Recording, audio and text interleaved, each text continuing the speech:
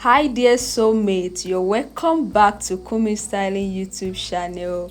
In today's tutorial, I'll be sharing the tips on how to sew your hard net and still maintain the volume and the bouncing effect after sewing. If this is what you like to learn, kindly watch from the beginning to the end. If you are joining us for the first time, you are welcome, and for our returning subscriber, we want to thank you for always coming back. Thank you for always staying tuned.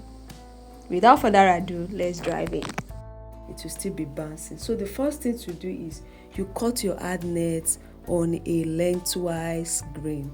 I've already cut this before I remember to show you how it's been done. So you cut it, you join it together. You can see I've already joined it together, and the next thing is you fold it into 4 and you give it a notch like this, so that you know the points.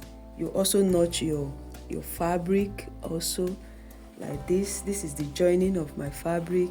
I've done the rest up to halfway. Then I'll be showing you now how you can do this. It is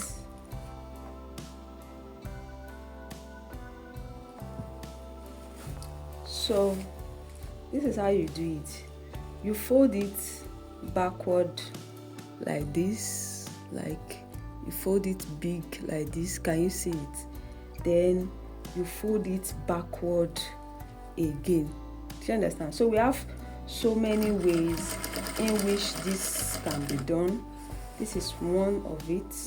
You fold it big like this. So you fold it big, you sew. Then I'm trying to check if I'm still on the track there. You don't have measurements in folding this, so if your hard net is still remaining, you have excess, you can cut it off. That's not a problem. So because you fold it like this, you can see that my fashion fabric will soon finish. So you fold it this way, you fold it backwards also.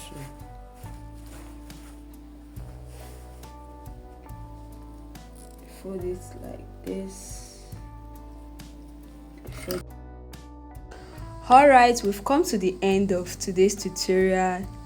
If you find these tips helpful, don't forget to like, comment, share with your loved ones, and don't forget also to subscribe. See you in my next video. Bye bye.